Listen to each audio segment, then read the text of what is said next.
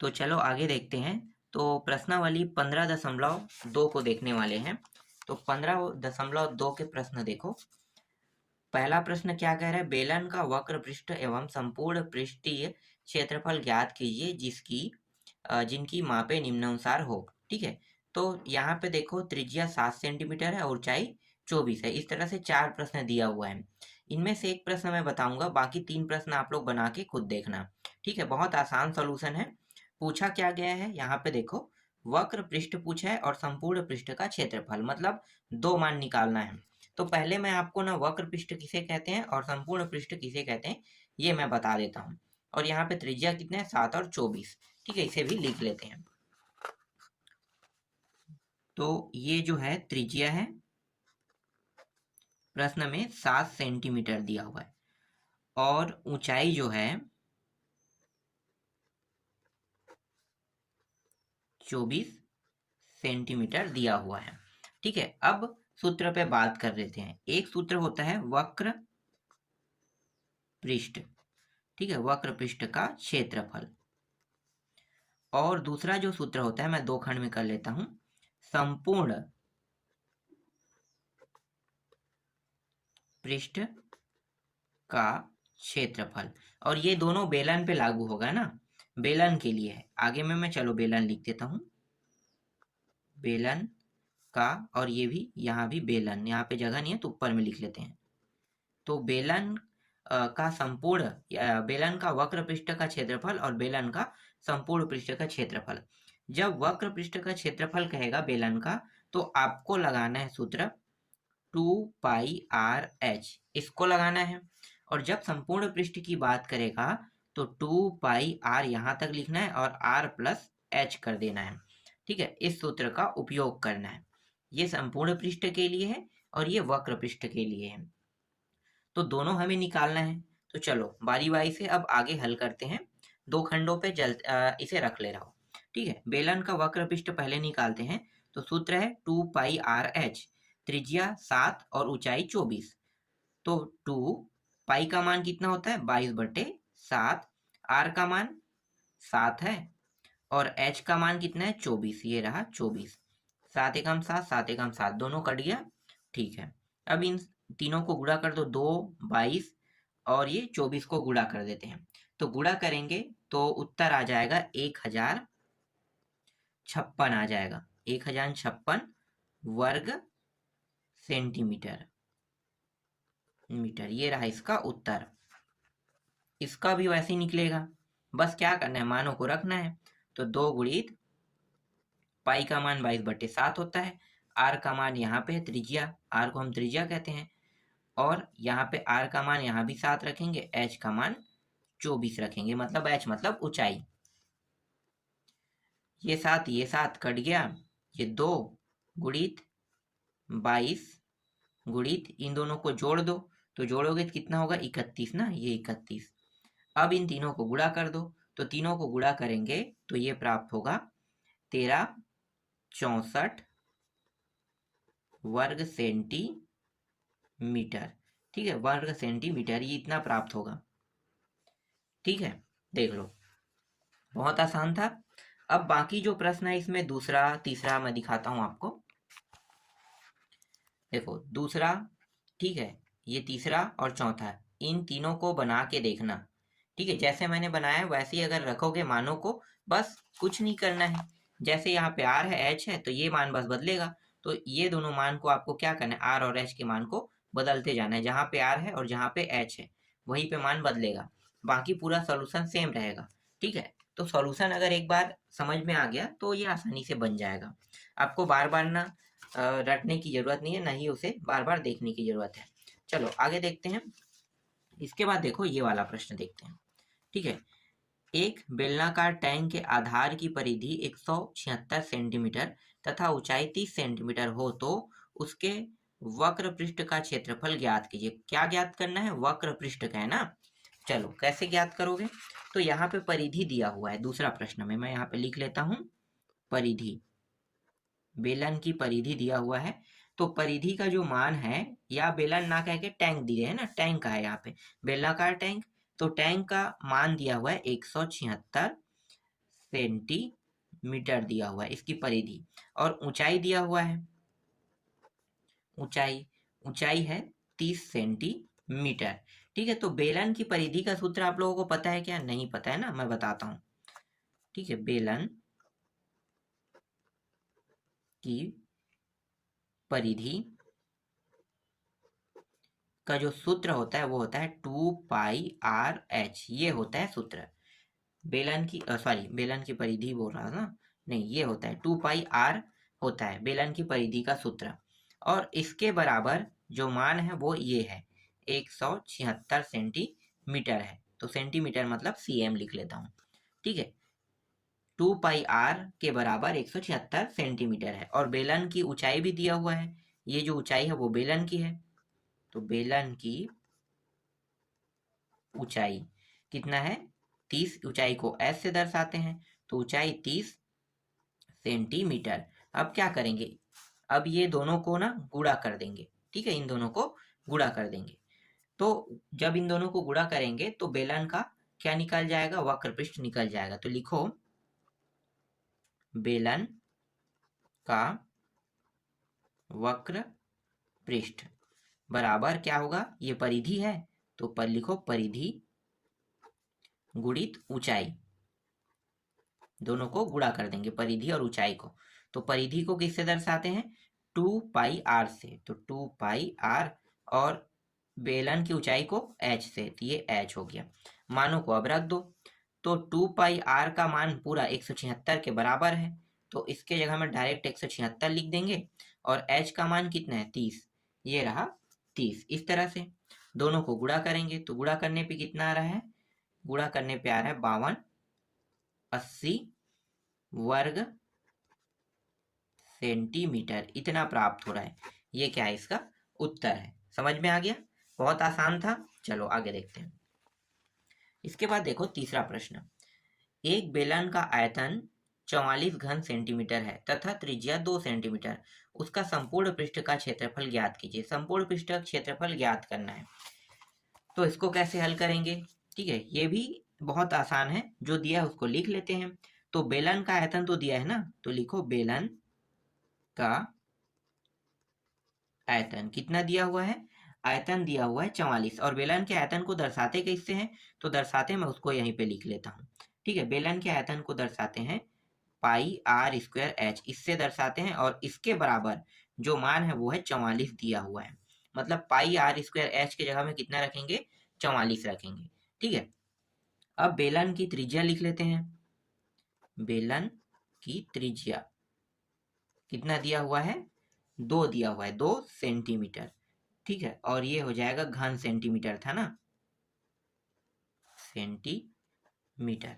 ठीक है, और ये 2 सेंटीमीटर दिया हुआ है। सबसे पहले हम क्या निकालेंगे? सबसे पहले ऊंचाई निकालेंगे। कैसे निकालोगे? तो बेलन का आयतन का सूत्र क्या है? देखो, बेलन के आयतन के सूत्र में ये वाला जो मान है इसको हम रख देंगे इसमें। मतलब ये समीकरण 1 मान लो और ये समीकरण 2 मान लो। तो समीकरण 2 के मान को समीकरण 1 में रखने पर, क्योंकि त्रिज्या को किससे दर्शाते हैं? r से ना, तो त्रिज्या r है, तो r की जगह पे रखेंगे। तो यहाँ पे बेलन का आयतन फिर से लिख लेता हूँ। बेलन का आयतन बराबर कितना है? πr²h, यही है। ठीक है, इसमें मानों को रख देते हैं। ठीक, तो यहाँ पे मैं लिख लेता हूँ πr²h, और πr²h के बराबर कितना होता है? 44 होता है ना। यहाँ पे मैंने बताया क्या था? 44। तो देखो, इसका हो जाएगा 22/7। r² का क्या हो जाएगा? 2 है ना, तो 2 का वर्ग, और h का मान निकालना है, और ये रहा 44। इस तरह से यहाँ पे 22 से कम 22 दूनी, सीधा यहीं से कटा देता हूँ, कोई लफड़ा ही नहीं करेंगे। ठीक है, क्योंकि दोनों साइड में दिया है, ये 44 है और गुणा के रूप में सभी, इसलिए ये आसानी से कट जाएगा। ठीक है, तो 22 से कम 22 दूनी से कट गया, 2 एकम यहाँ से घात कट गया। बचा कितना? बचा है यहाँ पे 2/7। अब 2/7 को उस साइड ले जाएंगे, तो यहाँ पे बचेगा सिर्फ h बस बचेगा, और ये जो 7 है तिरिया गुणा होकर ऊपर आ जाएगा और 2 नीचे आ जाएगा, तो 7/2 सेंटीमीटर प्राप्त होगा। ठीक है, थोड़ा सा मैंने डायरेक्ट किया है। कैसे किया है, अगर ये समझ में ना आए तो एक बार इस वीडियो को ध्यान से देखना कि कहाँ कहाँ पे मैंने चेंज किया है। ठीक है, उसके बाद आपको समझ में आ जाएगा। यहाँ तक समझ में आ गया? ठीक है, ऊंचाई निकल गया, ऊंचाई 7/2। ठीक, अब क्या निकालने वाले हैं? बेलन का संपूर्ण पृष्ठ। लिखो यहाँ पे, बेलन का संपूर्ण पृष्ठ। संपूर्ण पृष्ठ का क्षेत्रफल होता है 2πr और r+h, यही होता है। ठीक है, मानों को रख दो, तो 2πr तो 2 इसका, और पाई का मान कितना होता है? 22/7। r का मान 2 था, r का मान फिर से 2 रखेंगे यहाँ भी, और h का मान निकला है 7/2, इस तरह से। ठीक है, आगे हल करते हैं अब। तो ये हो जाएगा 22 दूनी 44, 44 दूनी 88, तो 88 बटे कितना हो जाएगा? ये हो जाएगा 7। ठीक है, और ये दोनों जोड़ेंगे तो 2 दूनी 4, 4 और 7 और 4 11, 11 बटे कितना हो जाएगा? 2 हो जाएगा। ठीक है, तो ये लिखो यहाँ पे गुणा कर दो 11/2, इस तरह से। अब ये कट रहा है तो कटा देते हैं भाई, 2 एकम 2 44 में कट गया। ठीक है, और कुछ कट रहा है क्या? और नहीं कट रहा है। ठीक है, अब इन दोनों को गुणा कर दो, तो गुणा करेंगे 44 और 11 को, तो प्राप्त हो जाएगा 484/7 प्राप्त होगा। अब 484/7 को भाग दोगे तो कितना प्राप्त होगा? भाग देने पर प्राप्त होगा 69, ठीक है, 69.14 सेंटीमीटर ये प्राप्त होगा, सेंटीमीटर स्क्वायर, या फिर इसी को वर्ग सेंटीमीटर कहते हैं। तो इतना उत्तर आ जाएगा।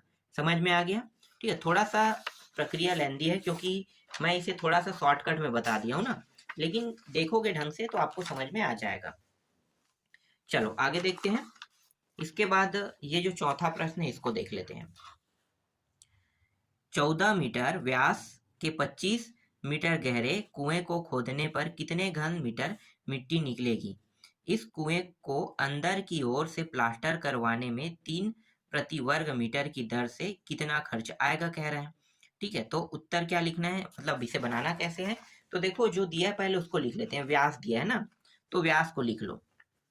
तो यहाँ पे मैं लिख लेता हूँ व्यास। व्यास कितना है? 14 सेंटीमीटर।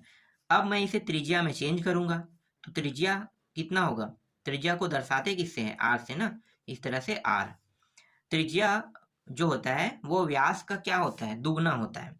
ठीक है, या हम कहें कि व्यास का आधा, सॉरी व्यास का दुगना नहीं है, व्यास का आधा। ठीक है, व्यास का आधा होता है। तो व्यास कितना है?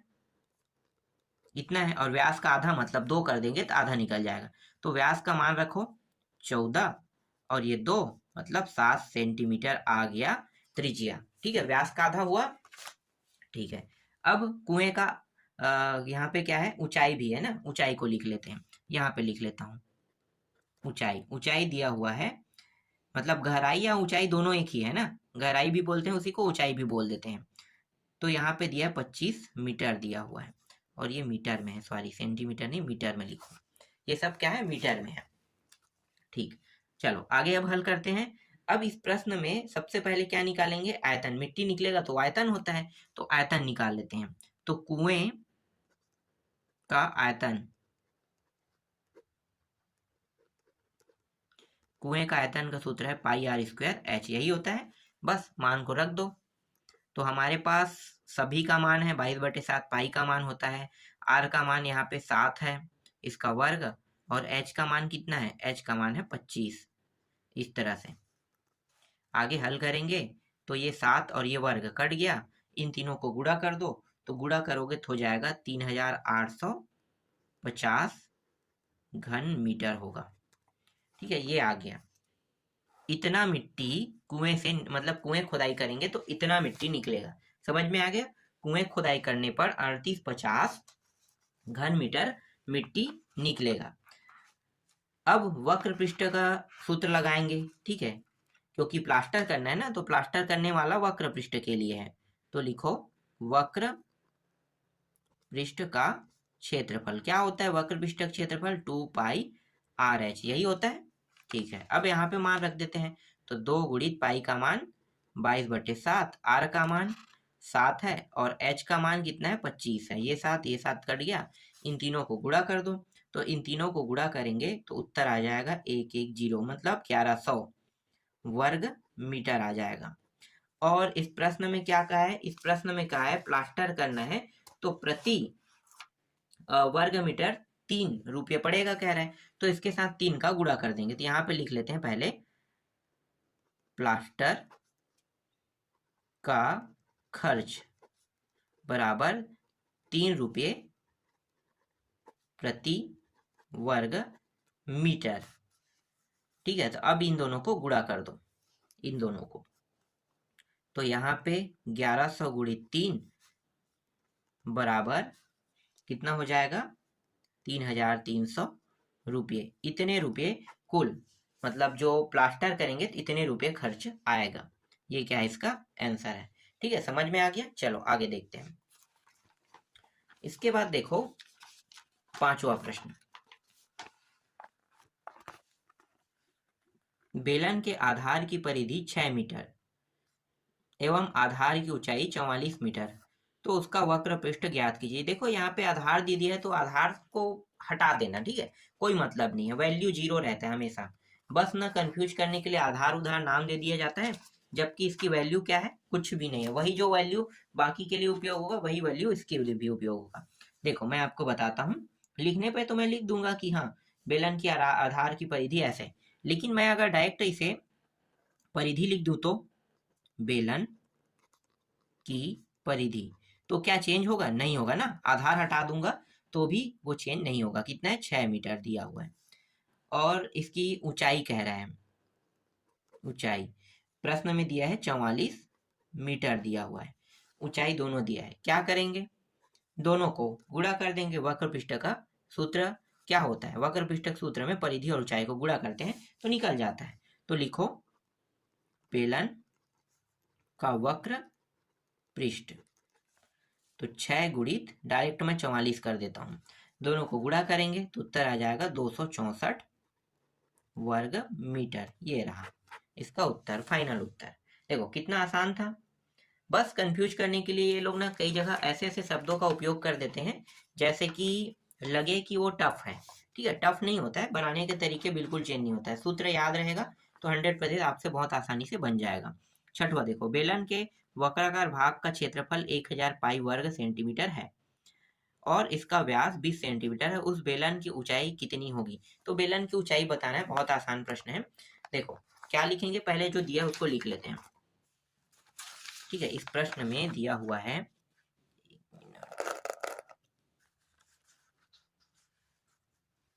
इसे एक पूरा खंड कर देते हैं।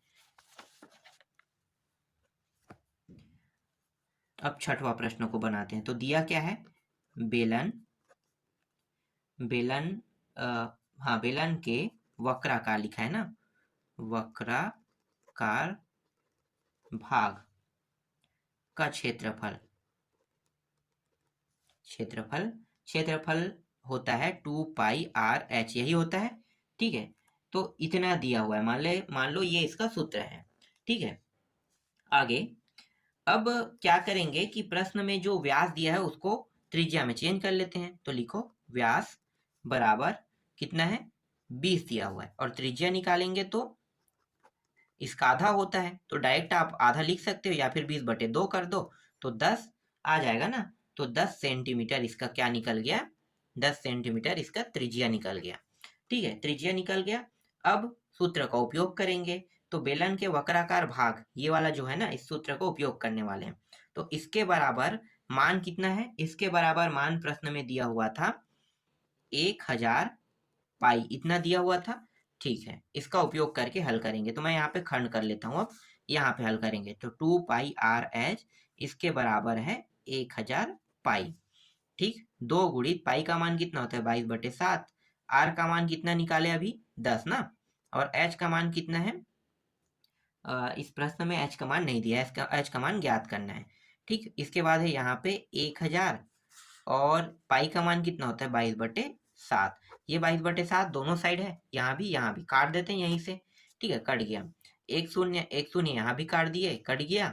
ठीक है, और क्या है, कोई कट रहा है क्या, नहीं कट रहा है ना। तो एच बस को यहाँ पे रखते हैं, और ये 2 है, देखो ये कट गया, ये कट गया है, ये बस नहीं कटा है, तो इसको हम क्या करेंगे, उस साइड ले जाएंगे। तो ये यहाँ पे बचा है 100, क्योंकि एक शून्य कट गया और नीचे में आ जाएगा 2। उस साइड ले जाएंगे तो h का मान कितना हो जाएगा, इसको भाग दे दो तो ये हो जाएगा 50। ठीक है, 50 सेंटीमीटर क्या आ गया, उत्तर आ गया। ये रहा इसका उत्तर 50 सेंटीमीटर। इस तरह से अध्याय 15 पूरा कंप्लीट हो गया।